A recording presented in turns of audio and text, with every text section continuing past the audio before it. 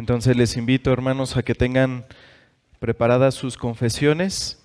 Vamos a recordar lo que hemos visto hasta ahora para ver la importancia que tiene lo que se conoce como la ley tripartita de Dios o la ley de Dios en estas tres divisiones. Entonces, por favor, hermanos, ténganla ahí desde el párrafo 1 que vamos a ver hasta el párrafo 4. Pero vamos a orar, hermanos, antes de comenzar, pidiendo la gracia y la bendición del Señor para este tiempo. Padre, te damos gracias, Señor.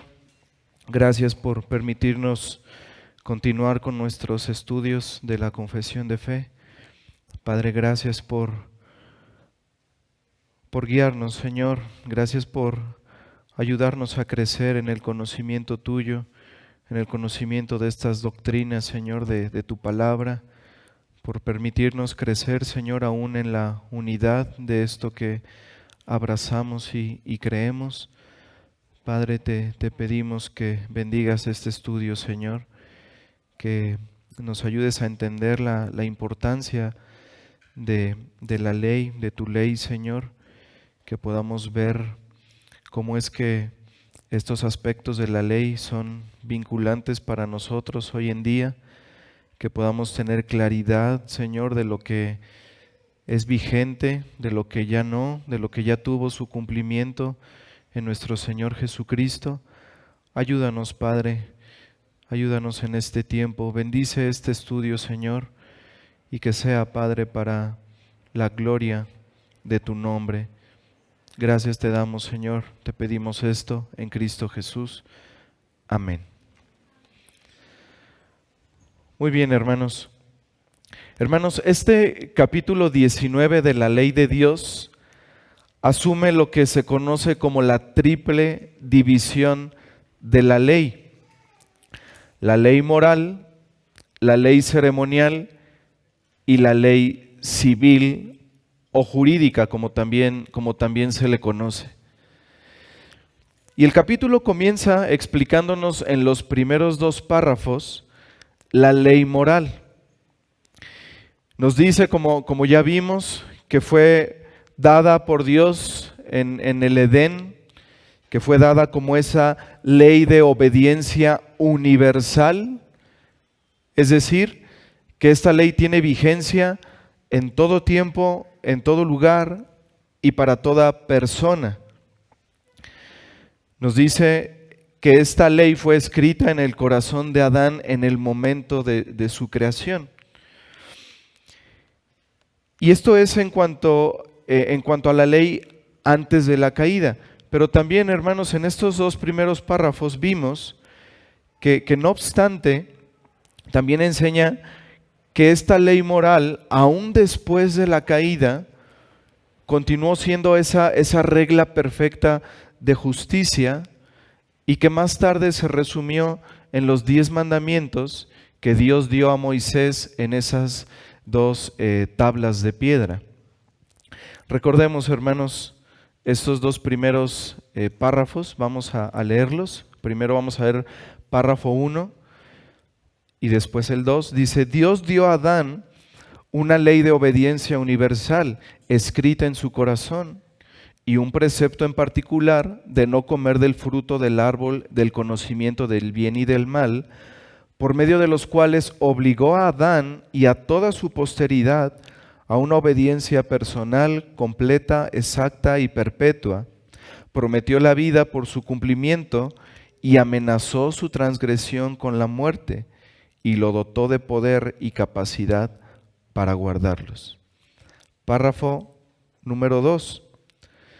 La misma ley, está hablando, recordemos, de la ley moral, que fue escrita primero en el corazón del hombre, continuó siendo una regla perfecta de justicia después de la caída. Y fue dada por Dios en el monte Sinaí en 10 mandamientos y escrita en 2 tablas de piedra. Los 4 primeros mandamientos que contienen nuestro deber para con Dios y otros 6 que contienen nuestro deber hacia el hombre. Entonces, hermanos, ¿Por qué recordar lo que hemos visto? Porque es de suma importancia entender, hermanos, qué es lo que está vigente de la ley de Dios, qué es lo que ya tuvo su cumplimiento en Cristo, qué es lo que, en qué es lo que nosotros tenemos obligación como creyentes en el nuevo pacto y qué qué aspectos de la ley únicamente debemos verlos como principios morales. Entonces, en cuanto a la ley moral, está claro, hermanos, que es una ley de obediencia universal. Está escrita en nuestros corazones y esa continúa vigente. Pero ahora la confesión nos explica en el párrafo 3 la ley ceremonial. La ley ceremonial que como vimos la semana pasada, contiene varias ordenanzas tipológicas que apuntan hacia la obra y la persona de nuestro Señor Jesucristo. Y estas leyes, como vimos, nos dice la confesión, ya fueron cumplidas y ya fueron abrogadas por el Señor Jesucristo. Entonces, estas leyes ceremoniales ya no están vigentes.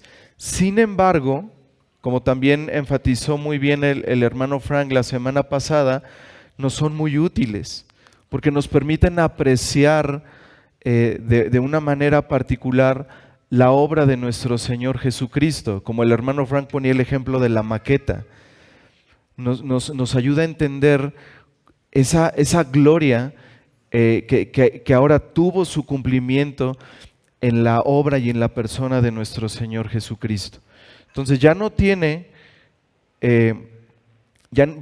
vigencia en las regulaciones estrictas de la ley ceremonial, pero nos es muy útil en el sentido de que nos permiten admirar más la gloria de nuestro Señor Jesucristo.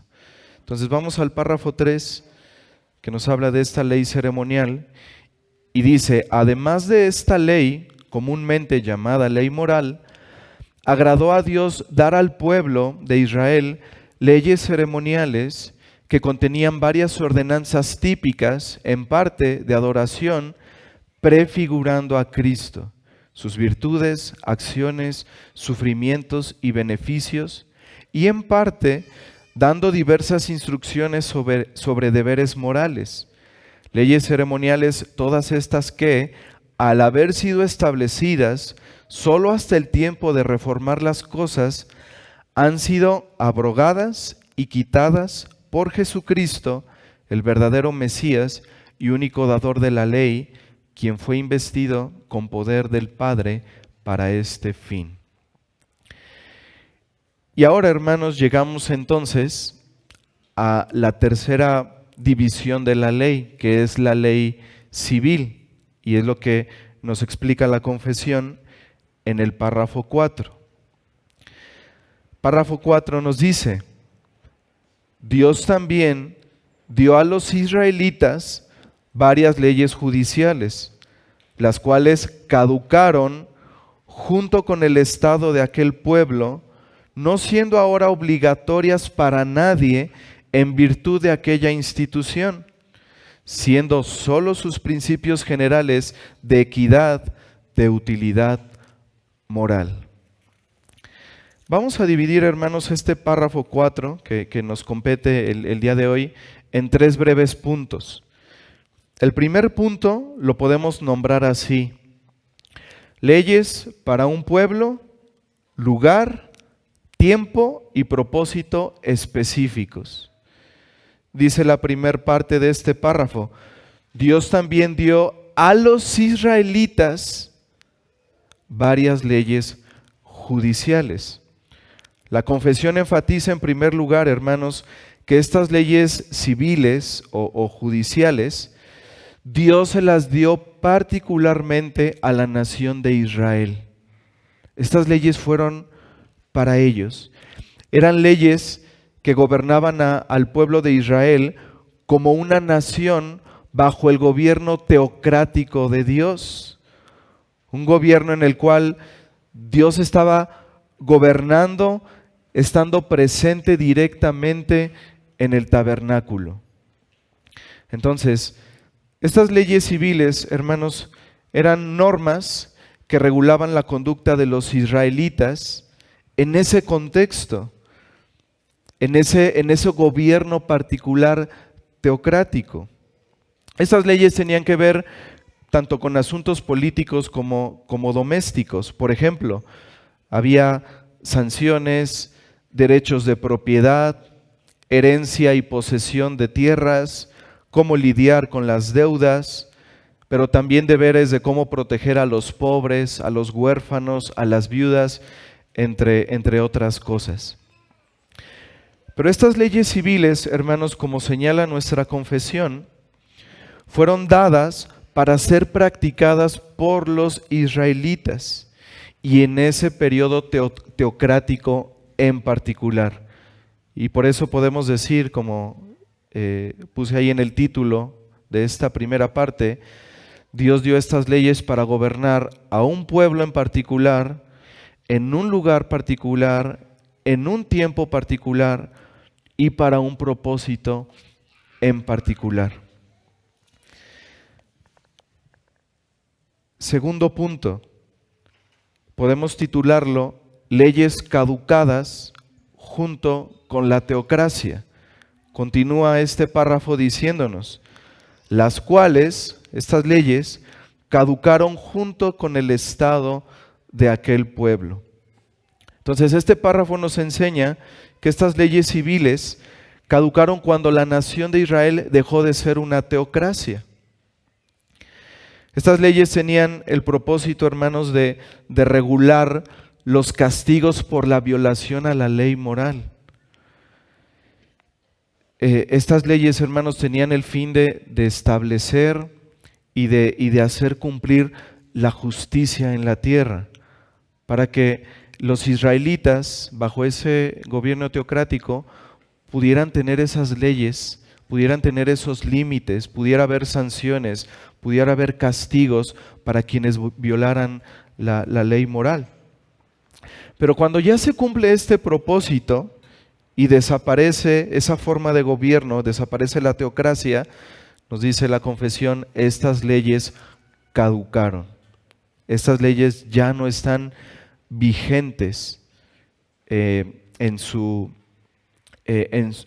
situación específica. Pero pasamos a la tercera parte de este párrafo, que podemos titularlo Leyes no obligatorias, ya caducaron, ya cumplieron su propósito, pero sí son de utilidad moral. Entonces, hermanos, nos dice la confesión al final de este párrafo, que al haber ya caducado junto con la teocracia, dice, no siendo ahora obligatorias para nadie en virtud de aquella institución, siendo solo sus principios generales de equidad, de utilidad moral. Así que este párrafo termina diciéndonos que estas leyes civiles ya no son obligatorias para nadie, pero que son vinculantes para nosotros en el nuevo pacto en cuanto a sus principios morales. No así en cuanto a sus regulaciones específicas. Miren, William Perkins, un teólogo puritano inglés, conocido como el padre del puritanismo, él resume esto de una manera muy clara.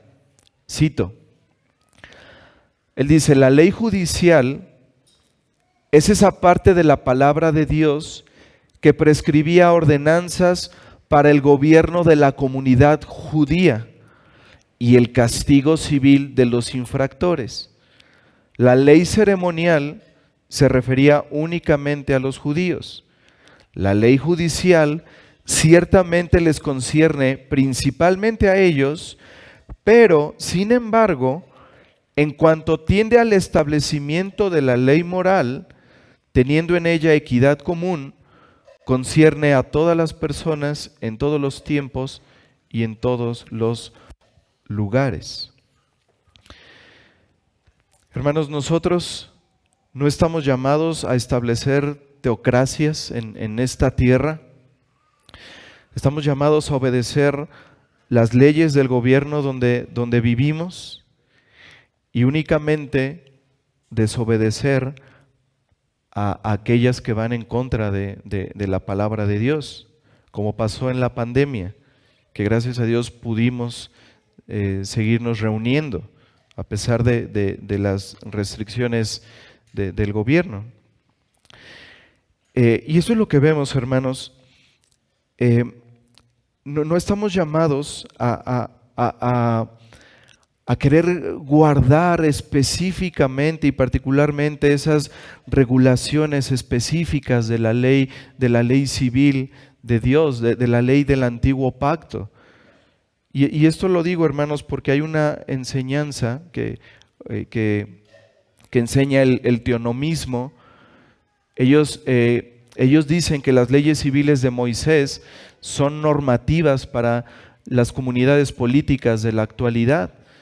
Entonces quieren guardar y hacen protestas y hacen muchos movimientos para que los gobiernos guarden estrictamente la ley civil del antiguo pacto. Y ellos dicen, es que son las leyes que Dios estableció en el pueblo de Israel, eso se debe continuar tal cual. Pero hermanos, yo a veces pienso que este movimiento o las personas que siguen esta enseñanza parece que están como más interesadas en exigir esos cambios en el gobierno que en seguir avanzando el reino de Dios. ¿Qué es lo que nos manda el Señor a nosotros como creyentes en el nuevo pacto? A someternos a las autoridades. Miren, acompáñenme, hermanos, por favor, a Romanos capítulo 13. Romanos capítulo 13.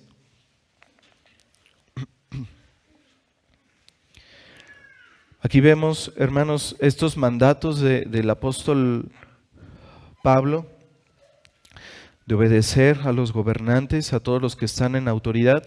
¿Con qué fin, hermanos? ¿Se acuerdan que Pablo le dice a Timoteo que oremos por todos los que están en autoridad, por todos los que están en eminencia, para que podamos vivir quieta y reposadamente, para que el evangelio siga avanzando?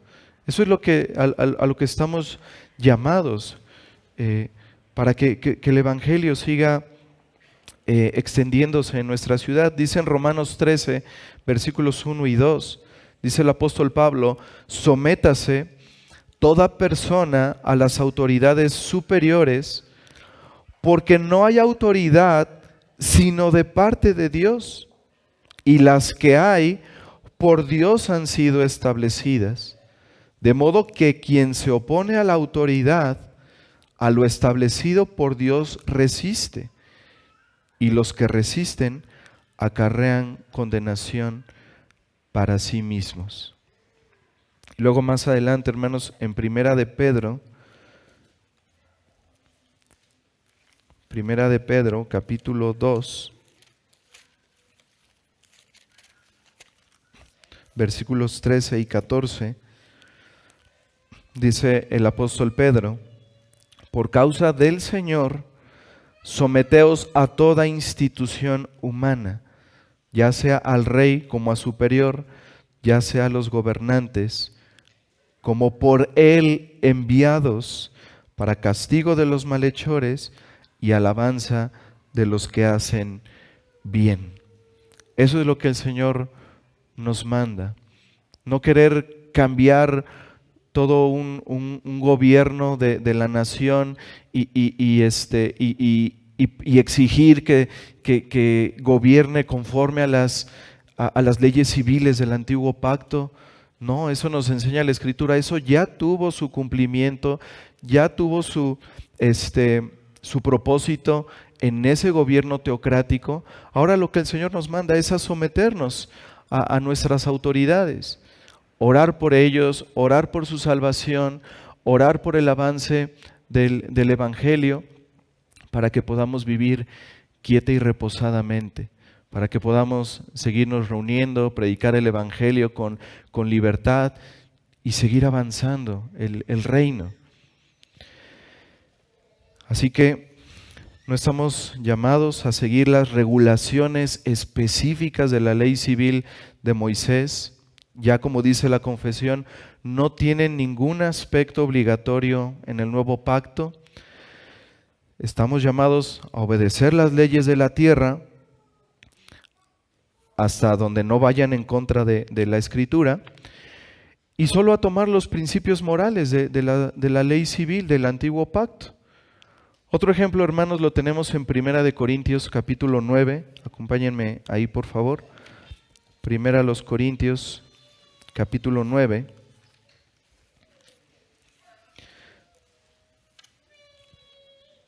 Versículos del 8 al 10. De hecho, este es el único versículo que cita nuestra confesión en el párrafo 4. Y nos dice, Primera de Corintios 9, versículo 8. ¿Digo esto solo como hombre? ¿No dice esto también la ley? Porque en la ley de Moisés está escrito, no pondrás bozal al buey que trilla. ¿Tiene Dios cuidado de los bueyes o lo dice enteramente por nosotros? Pues por nosotros se escribió, porque con esperanza debe arar el que ara y el que trilla. El que ara y el que trilla con esperanza de recibir del fruto. Y luego allá adelantito, hermanos, en Primera de Timoteo, capítulo 5, Primera de Timoteo, capítulo 5, Pablo dice algo muy similar. Primera de Timoteo 5, versículos 17 y 18. Dice Pablo a Timoteo, los ancianos que gobiernan bien, 1 Timoteo 5:17, los ancianos que gobiernan bien sean tenidos por dignos de doble honor, mayormente los que trabajan en predicar y enseñar, pues la Escritura dice, no pondrás bozal al buey que trilla, y digno es el obrero de su salario. Entonces, como decíamos, hermanos, aquí Pablo está aplicando los principios morales de esas leyes civiles del antiguo pacto, en referencia aquí en particular a la crianza de los animales. Pablo está diciendo aquí en otras palabras, si Dios en el Antiguo Testamento mandó a que se tuviera cuidado de los animales, de los bueyes que trabajan en el campo, ¿cuánto más se debe cuidar de aquellos que trabajan en su obra, de aquellos que trabajan en el ministerio? Entonces, hermanos, la aplicación de esa ley civil del antiguo pacto, en cuanto al principio moral, hay que apoyar a los obreros que sirven en el ministerio y que son dignos de su salario. Entonces ahí vemos cómo, hermanos, aunque estas leyes civiles ya pasaron, ya caducaron, nos siguen enseñando principios morales, principios de equidad en el nuevo pacto. Principios morales de equidad para con nuestro prójimo. En Deuteronomio, otro ejemplo, hermanos, encontramos leyes para cuidar a las viudas, a los huérfanos, a los extranjeros. Y podemos decir, bueno, esas regulaciones ya pasaron. Y sí, ya pasaron. Pero los principios morales detrás de esas leyes son los que se siguen enseñando en el Nuevo Testamento. Pablo instruye a Timoteo en cuanto al cuidado y sustento de las viudas, por ejemplo. Entonces, eso es lo que nos está enseñando, hermanos, este párrafo 4, acerca de las leyes civiles o judiciales del Antiguo Testamento. Conclusión, hermanos, decir que las leyes ceremoniales están abrogadas y la ley civil ha caducado no quiere decir que éstas son inútiles, No quiere decir que éstas no tienen una enseñanza para nosotros en el nuevo pacto. Como vimos la semana pasada, en cuanto a las leyes ceremoniales, estas prefiguraban, estas apuntaban hacia el Señor Jesucristo, hacia su obra. Cada sacrificio, el oficio sacerdotal, todo apuntaba hacia Él, y ya todo tuvo su cumplimiento por ese sacrificio perfecto hecho una vez y para siempre. Pero decíamos que de eso podemos aprender mucho acerca del Señor, acerca de su obra. Podemos aprender mucho acerca de Él al estudiar estas leyes, aunque ya han sido abrogadas. Y en cuanto a los elementos judiciales, hermanos, de la ley mosaica, estos también, aunque ya caducaron, también apuntan tipológicamente a Cristo. Por ejemplo, esas promesas de maldiciones y de bendiciones que vemos en Deuteronomio capítulo 28, estas fueron en su tiempo, fueron temporalmente verdaderas, fueron significativas para el pueblo de Israel, pero también apuntaban, hermanos, a la obra de nuestro Señor Jesucristo. Miren, acompáñenme a Deuteronomio capítulo 28.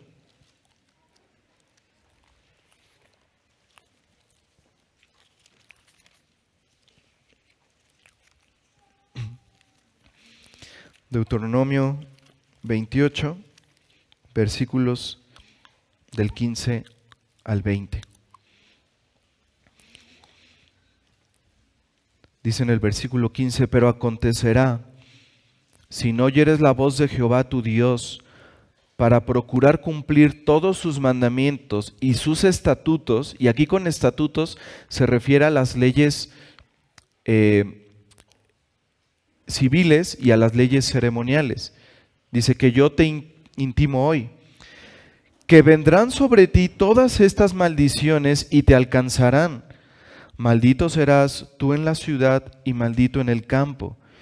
Y sigue hablando, hermanos, una serie de maldiciones. Dice en el versículo 17, maldita tu canasta y tu arteza de amasar. Versículo 18, maldito el fruto de tu vientre, el fruto de tu tierra, la cría de tus vacas. Versículo 19 vemos maldito. Versículo 20 dice, y Jehová enviará contra ti maldición, etcétera, y narra una serie de maldiciones que vienen sobre aquellos que no cumplan esos mandamientos y estatutos. Pero hermanos, nosotros podemos ver ahora que Cristo llevó estas maldiciones de Deuteronomio 28 en la cruz en nuestro lugar. Nosotros quebrantamos sus leyes, quebrantamos sus estatutos, sus mandamientos, pero todo eso, hermanos, por todo esto que nosotros quebrantamos y todo lo que nosotros merecíamos, esos castigos, esas maldiciones que debían venir sobre nosotros, el Señor Jesucristo las llevó en el madero. Nosotros merecíamos esa maldición, hermanos, todas esas maldiciones que están descritas aquí, pero el pecador puede ser ahora bendito, porque el santo y justo fue hecho maldición por nosotros. Pero hermanos, Cristo también ganó por su obediencia perfecta todas las bendiciones que por su gracia nos son imputadas a nosotros al momento de creer en Él. Como lo vimos el sermón de la semana pasada. Cristo, con cada obediencia, podemos verlo así, hermanos, fue acumulando esa justicia perfecta que es la que nos considera a la cuenta, que es la que nos imputa cuando nosotros creemos en Él. Y miren cómo empieza Deuteronomio 28. Dice versículo 1, acontecerá que si oyeres atentamente la voz de Jehová tu Dios para guardar y poner por obra todos sus mandamientos que yo te escribo, También Jehová tu Dios te exaltará sobre todas las naciones de la tierra, y vendrán sobre ti todas estas bendiciones y te alcanzarán si oyeres la voz de Jehová tu Dios. Y empieza la serie de bendiciones. Versículo 3, bendito serás tú en la ciudad y bendito tú en el campo. Bendito el fruto de tu vientre, el fruto de tu tierra, el fruto de tus bestias, la cría de tus vacas y los rebaños de tus ovejas. Benditas serán tu canasta y tu arteza de amasar. Bendito serás en tu entrar y bendito en tu salir. Y continúan las bendiciones. Todo esto, hermanos, el Señor con su obediencia perfecta lo ganó para nosotros, por gracia. Así que demos gracias, hermanos, a nuestro Señor Jesucristo, que cumplió todo el antiguo pacto, que revirtió la maldición de Adán y que cumplió perfectamente, hermanos, con los requisitos de la ley mosaica, incluida la ley ceremonial y la ley civil. Todo por amor de nosotros y para su gloria. Amén. Vamos a orar, hermanos. Padre, te damos muchas gracias, Señor, por este tiempo de estudio. Padre, gracias por tu palabra, Señor, que nos sigue mostrando, Señor, tu carácter santo y justo. Gracias, Señor, por permitirnos estudiar este tema de la ley de Dios. Te agradecemos, Padre, por la importancia que este tema tiene en nuestras vidas y que nos permitas estudiarlo. Y gracias, Padre, porque en todo esto podemos ver, Señor, y podemos admirar la obra de nuestro Señor Jesucristo, lo que Él hizo, lo que Él cumplió, lo que Él obedeció.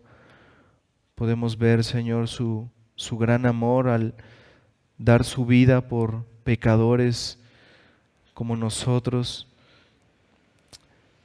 el haber sido hecho maldición en nuestro lugar, el haber llevado, Señor, lo que a nosotros nos correspondía por nuestras rebeldías, por nuestro pecado. Pero te damos gracias, Señor, porque aún todo el Antiguo Testamento nos lleva a mirarlo a Él. Aún estas leyes nos enseñan acerca de Él y podemos admirar, Señor, su gloria, su obra. Te damos gracias, Padre, por todo ello.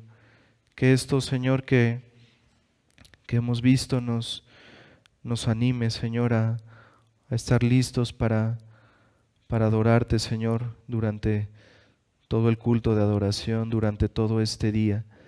Gracias te damos, Señor, en Cristo Jesús. Amén.